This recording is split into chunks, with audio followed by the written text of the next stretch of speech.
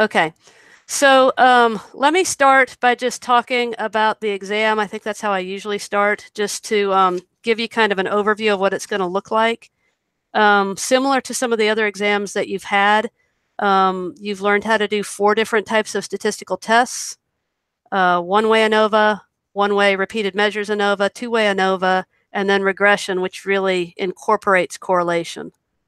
And so on the exam, you'll have 4 questions. So it's the warning I always give, which is if you've done 2 repeated measures, you've probably made a mistake. Okay? 4 questions, 4 statistical tests. I'm going to show you, I can't remember if I put this, and I'm sorry I didn't have time to check, but I'm going to show you what the top of the exam says. At the top, I'm going to share the screen for just a second. So at the top of the exam, if this shows this, everybody's exam is going to look like this at the top. Can you guys see that? Can somebody turn their mic back on and tell me? Yes. Okay, perfect. So I think I have shared this with you on the modules, but I'm not 100% sure. So I just want to make sure to point out a couple of things in here. Make sure you show your work so you get partial credit. The way it's set up is that you have a question. I give a lot of the intermediate work. So I was looking back at it. There's one problem where I make you do all the work of doing sums of squares. But most of the problems, I give you the sums of squares and the intermediate steps to save you time. So that what you do is you do the work to complete the source tables. There's a source table on the page that you'll just complete. You do need to make sure that you label the sources of variance so that I know, because sometimes people do them in different orders. I need to make sure I know, which factor you're looking at. And then there's a place at the bottom where you'll write the conclusion statement. That would be a singular statement for most of these, but if it was a two-way ANOVA, it would need to be 3 statements, one for each main effect and one for the interaction. You don't have to do any follow-up tests as a part of the main test, but that is going to be one of the extra credit options. But what you do have to do is you have to say what you need to do if the test is significant. And it pretty much tells you right here in the directions what you need to say. So if there's a significant main effect and it has 3 levels or more, then you would have to do a post hoc. If there was a significant interaction, then you would graph it and interpret it. Okay. And then, of course, you assume alpha is 0.05 for all questions. So, so that's basically the instructions that are going to be at the top, and sort of gives you an idea of how much work is required. Let me try to switch back over now so I can see you guys again. Does anybody have any questions about that? Okay. So the only other thing that's on there, I mean, almost all these tests have had a few questions that are multiple choice type questions. There are a few questions at the end where I show you the picture of a line graph for a 2x2 or a 2x3 ANOVA, some sort of a two-way ANOVA. And I ask you to judge based on that line graph if you would expect that there might be a main effect for factor A, a main effect for factor B, or an interaction. Okay, so I'm asking you there to just interpret a line graph and to make a judgment about what you might anticipate to find as significant or not significant. Does that make sense? You guys all right with that? Okay, so I'm going to go to then some of the questions that people emailed in advance. And then if you guys have additional questions, I'll be happy to answer them. I guess the other thing I should say is that you guys know that you've got the formula sheet available to you. That's available through the modules now. So that's the actual sheet that you can use during the test. And really, it's all of the completed source tables. So, which I guess brings me back to, I think the hardest thing in statistics is always to choose the right test. And so, you've got the completed source tables in front of you, as long as you've practiced these enough so that when you see sum of t squared over n, you know what that means. And so when you see SP or the sum of the products, you know what that is. Of course, the formula is there for that as well. But you have to be able to obviously interpret what those formulas are telling you to do. But I have confidence you guys can do that. Where I think the challenge will be is always with picking the test. And so, again, there's a PowerPoint available under this last week of the semester that allow you to practice choosing the test. You're really trying to figure out how many independent variables are there. If there's only one independent variable, then you can rule out the two-way ANOVA. But you still have to figure out, is that one independent variable a between, or a within variable, or is it a continuous variable and I'm looking at relationships and regression? So, so I know that's the hard part, and I think the best way to work around that is to make sure that you've practiced that part of it a lot by taking advantage of that PowerPoint that's available. The other suggestion, which I know I make every time, but another way to do that is to take all of the worksheets that were provided, to print them out, to write on the back which test it was, because each worksheet is essentially one type of ANOVA or regression. Write on the back what it is, then cut it up, mix them up like playing cards, pull one up, read it, and try to make sure you know which test you should use, and then you can check your answer on the back. So that's another way to just get a lot of practice in. Does that make sense? Everybody all right with that? So then the questions I got, one question, it's not really going to come up on the exam in terms that you're not going to be tested on it, but I want to address it anyway. And that was the question of how you know when to use a line graph versus a bar graph. And the rule of thumb, because everybody doesn't do it the same way, but the rule of thumb is that if the x variable, the variable you're going to put on the x-axis, is continuous, or it could be presumed to be continuous, then you use a line graph. But if the variables are both categorical, then you would be using a bar graph. Okay, so that's really that you're not going to be tested on that, but that's for your practical purposes going forward. If your variables are gender and age group, where age group is categorical, then it should be a bar graph. But if it's gender and age, where age is continuous, then you would put age on the x-axis, use the legend for gender, and it would be a line graph. Okay. Another question I got, if I understood it right, was asking for highlights about correlation and regression.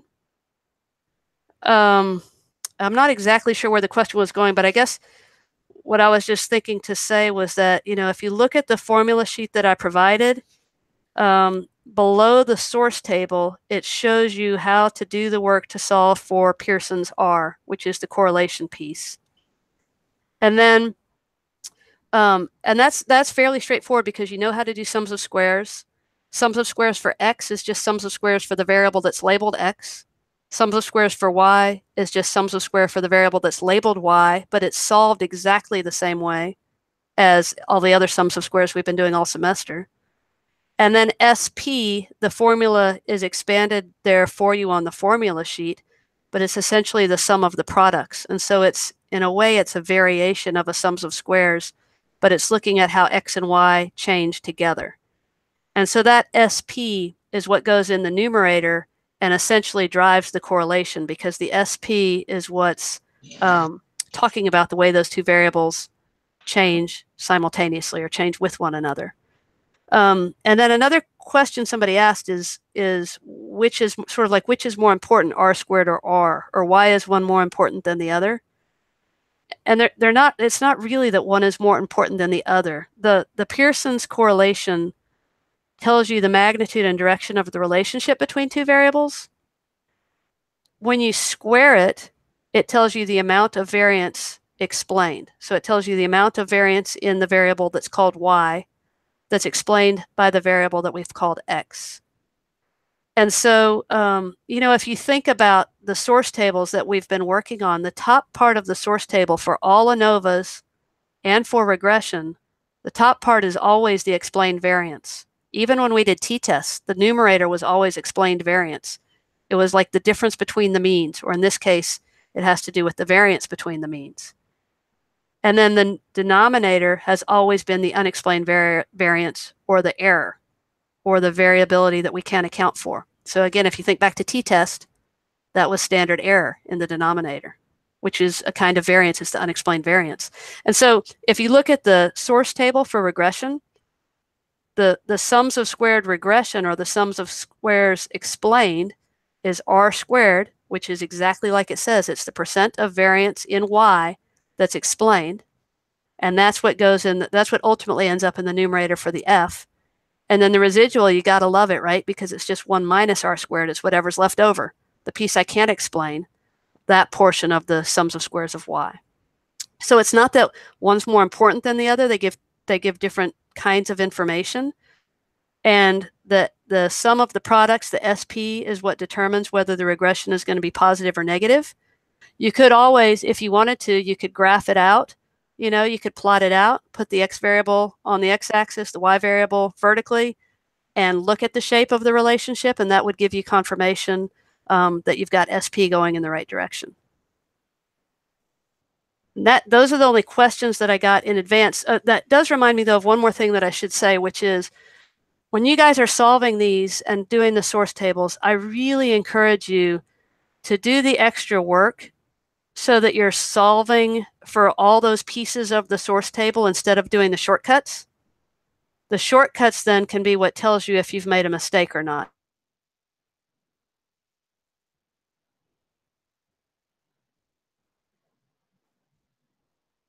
Good way to finish there.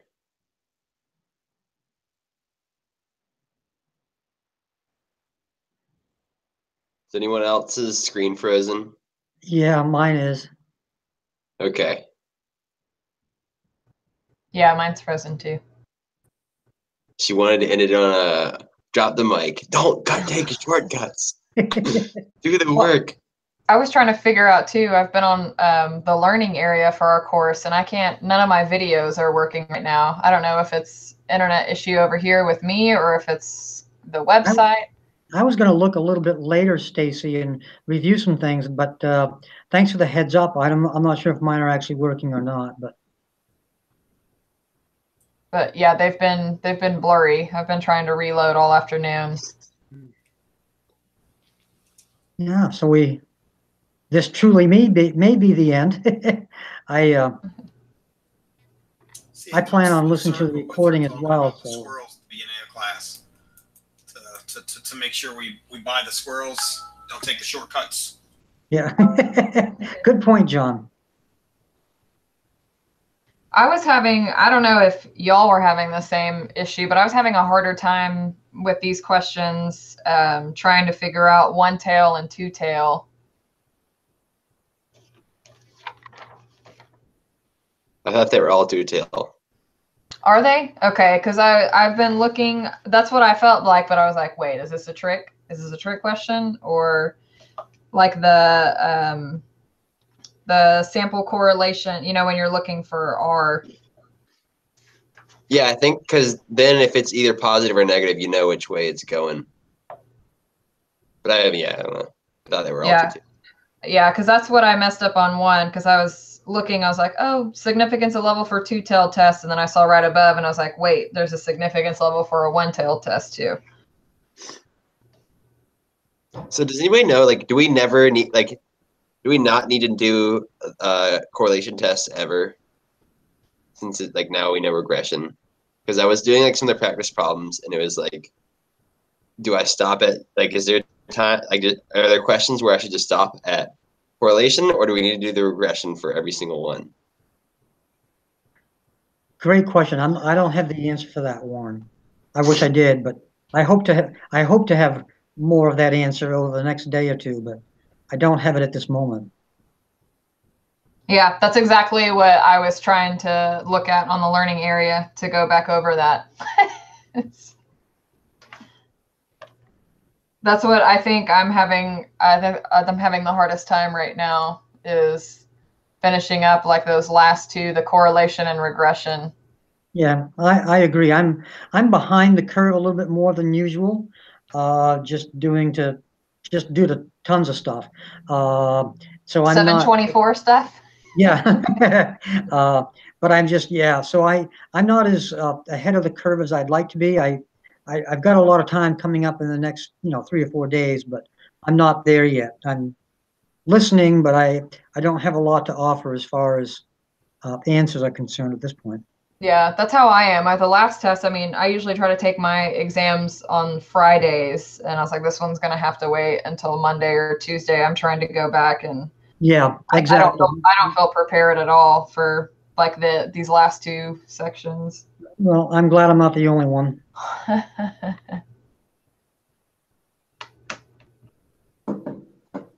Well, it doesn't look like she's gonna make it back, does it?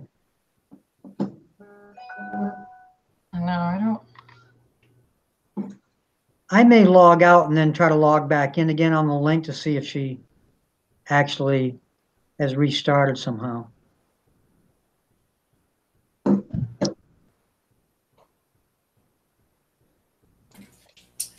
I think she should be able to just click the link. I wonder if it's on her computer. But I mean, this is still broadcasting live. So she'll be able to go back and address possibly the correlation regression. Oh, she said power went out trying to get back online. Okay. And then I know sometimes in the past she's gone through and kind of just gave some breakdown of what the structure of the test is.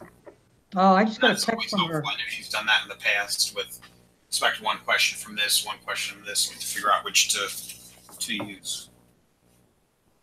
Yeah, so she said 4 questions, 1 of each for the test, and then she didn't really. She said that we have the multiple choice or whatnot, but I think that was the only details she gave. Yeah, it looks like I just got an email saying that it looks like the power went out on her end. So she's having difficulty trying to get back on.